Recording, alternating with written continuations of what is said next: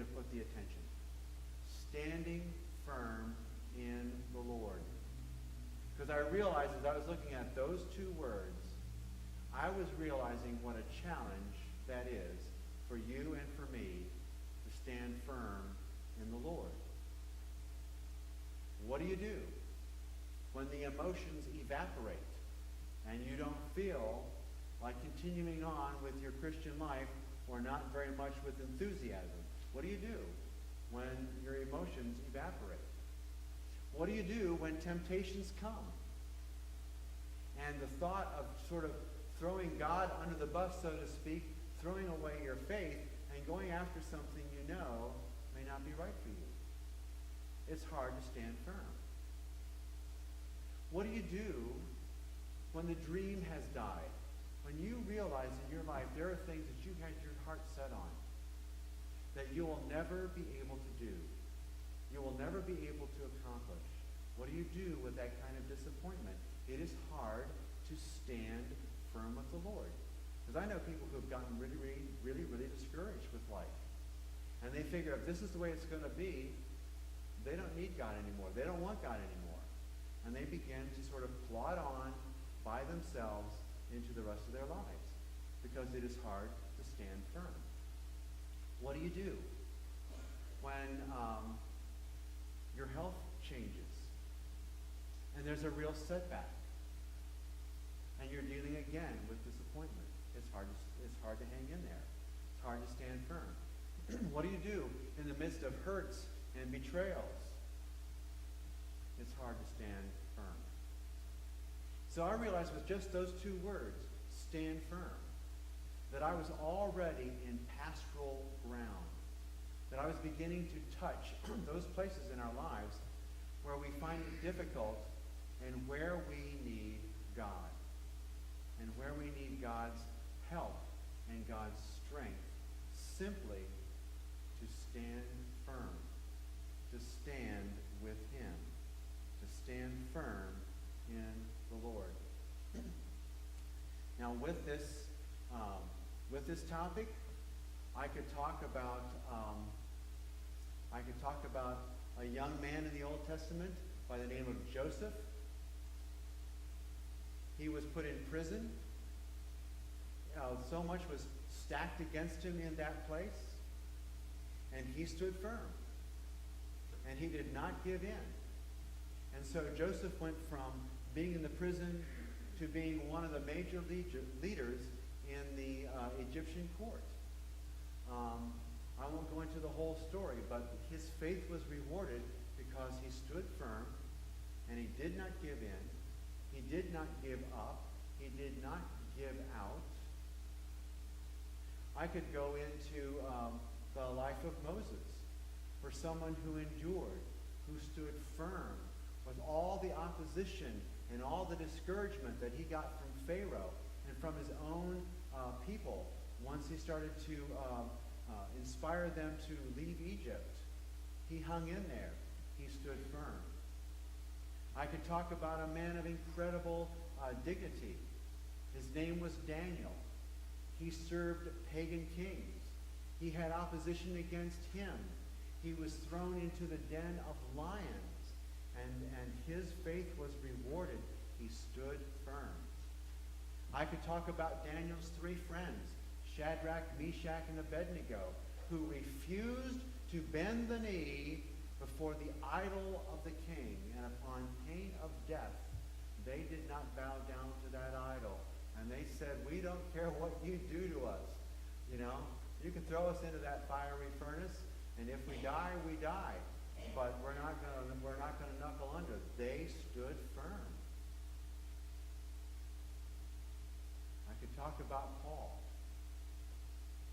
who ran his race with perseverance.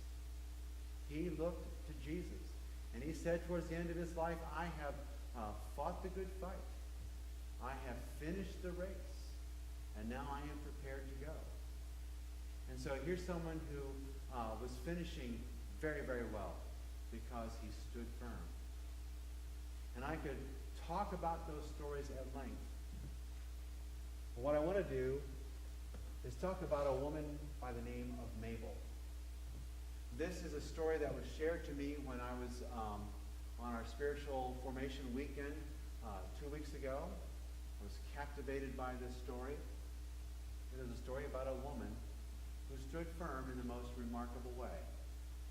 You won't find her in the Bible, but someday you'll see her in glory because of her life. And this comes from a book by the author of the name John Ortberg. And the book that he wrote is called The Life You've Always Wanted. And between pages 22 and 25, he shares this story about a woman that he met early in his ministry. It's called Mabel's Story. So listen up as I read through. I'll do my best. The state-run convalescent hospital is not a pleasant place. It is large, understaffed, and overfilled with senile and helpless and lonely people who are waiting to die. On the brightest of days, it seems dark inside, and it smells of sickness and stale urine. I went there once or twice a week for 4 years, but never wanted to go there. And I always left with a sense of relief. It is not the kind of place one gets used to.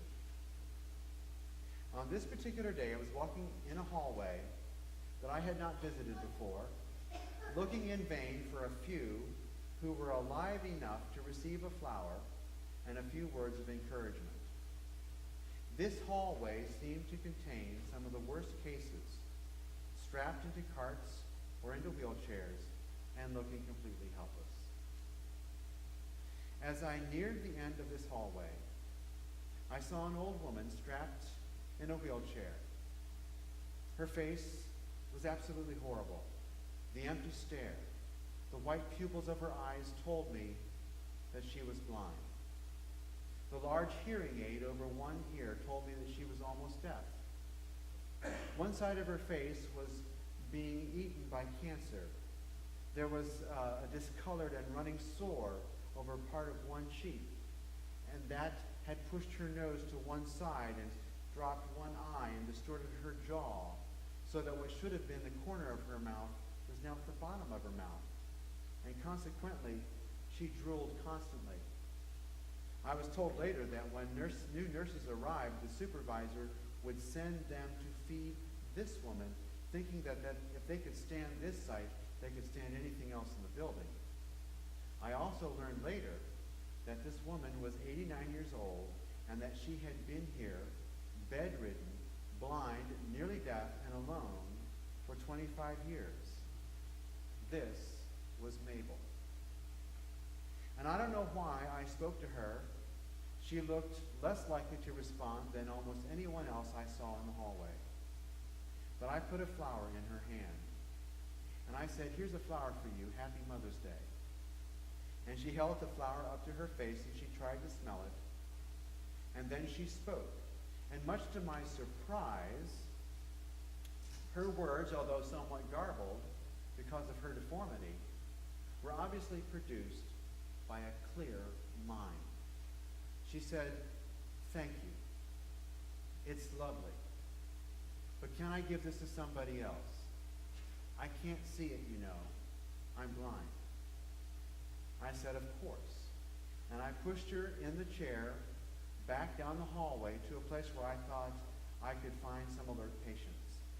And I found one and stopped the chair. Mabel held out the flower and said, "Here, this is from Jesus." That was when it began to dawn on me that this was not an ordinary human being. Later, I wheeled her back to her room and learned much more about her history. She had grown up on a small farm that she had managed with only her mother until her mother died. Then she ran the farm alone until 1950, when her blindness and sickness sent her to the convalescent center. For 25 years, she got weaker and sicker with constant headaches, backaches, stomach aches, and then the cancer came too.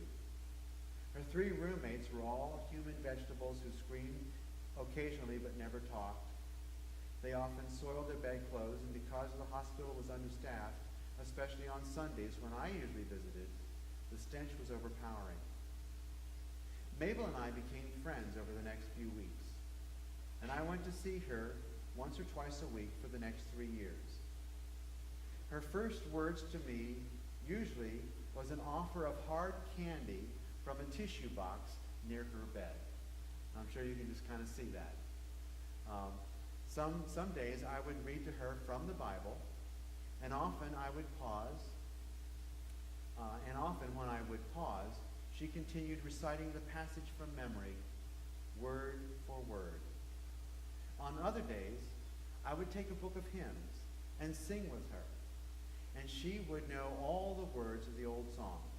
For Mabel, these were not merely exercises in memory. She would often stop in mid-hymn and make a brief comment about the lyrics she considered particularly relevant to her situation. I never heard her speak of loneliness or pain, except in the stress she placed on certain lines in the hymns. It was not many weeks before I turned from a sense that I was being helpful to a sense of wonder. And I would go to her with a pen and paper and write down the things that she would say. During one hectic week of final exams, I was frustrated because my mind seemed to be pulled in 10 different directions at once with all the things I had to think about. The question occurred to me, what does Mabel have to think about? Hour after hour, day after day, week after week, not even able to know if it's day or night. So I went to her, and I asked Mabel, what do you think about when you lay here? And she said, I think about my Jesus. I sat there and thought for a moment about the difficulty, for me, of thinking about Jesus, even for 5 minutes. And I asked, well, what do you think about when you think about Jesus? And she replied slowly and deliberately as I wrote, I think about how good he's been to me. He's been awfully good to me in my life, you know. I am one of those kind who's mostly satisfied. Lots of folks wouldn't care much for what I think. Lots of folks would think I'm kind of old-fashioned, but I don't care. I'd rather have Jesus. He's all the world to me. And then Mabel began to sing that old hymn. Jesus is all the world to me, my life, my joy, my all. He is my strength from day to day. Without him I would fall. When I am sad, to him I go. No other one can cheer me so. When I am sad, he makes me glad. He's my friend. This is not fiction. Incredible as it may seem, a human being really lived like this.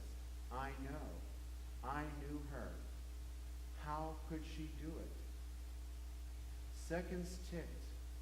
Minutes crawled. And so did the days and weeks and months and years of pain, without human company, without an explanation of why it was all happening. And she lay there and sang hymns. How could she do it?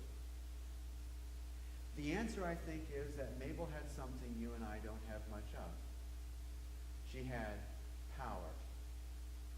Lying there in that bed, unable to move, unable to see, unable to hear, unable to talk to anyone really, she had incredible power.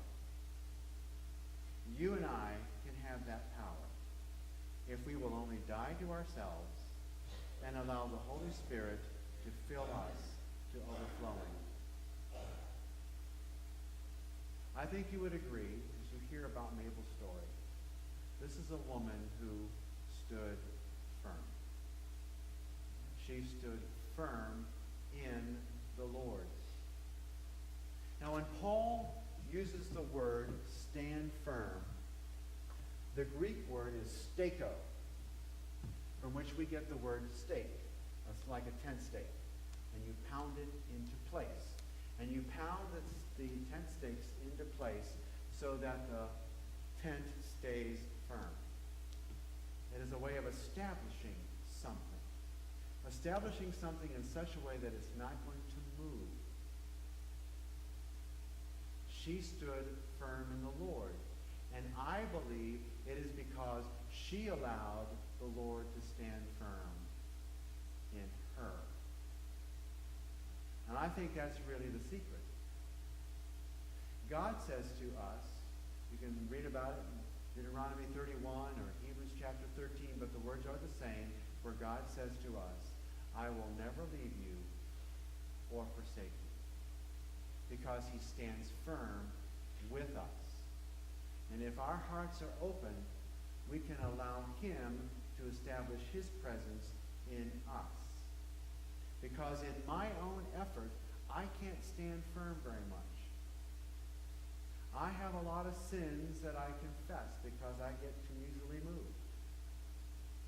I have wasted a lot of time in my life because I don't stand firm. I have wasted a lot of opportunities in my life because I don't stand firm. But as I connect with God at those deeper levels and allow him to establish his presence in me, it's not quite so bad. And I think you have those experiences in your life as well. When you allow God to establish his presence in you, you can stand firm in him. You can begin to be established in him. Because we're going to the table soon to a God who says he will never leave us or forsake us. And so my message is for those who feel like giving up, I want you to know he gave it up for you. For those people who feel that they are giving out because you're just simply running out of energy, you need to know the God who gave it out for you. And we're going to be demonstrating that as we pour. He gave it out for you. And what about folks who feel like they're giving in, that they're buckling? I want you to know about a God who gives in. He pours into you. He wants to lavish his presence over you and in you. Stand firm in the Lord, Paul says. Stand firm in the Lord. As we go into prayer for God's deeper work, I want to remind you of an image that Jesus used about standing firm.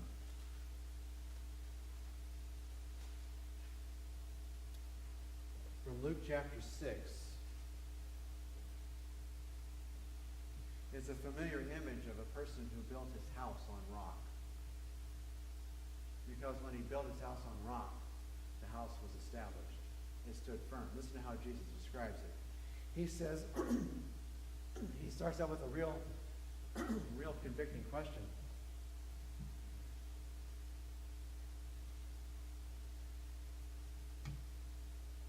A real convicting question to me anyway. He says, why do you call me Lord, Lord, and not do the things that I say? Whosoever comes to me and hears my sayings and does them, I will show you whom he is like. He is like a man building a house who dug deep and laid foundation on rock. How many people think it's really fun to dig deep? It's not, but it's worth it. This person digs deep and he puts his foundation on rock. And here's the result. And when the floods arose, the streams beat violently against that house and could not shake it because it was founded on the rock.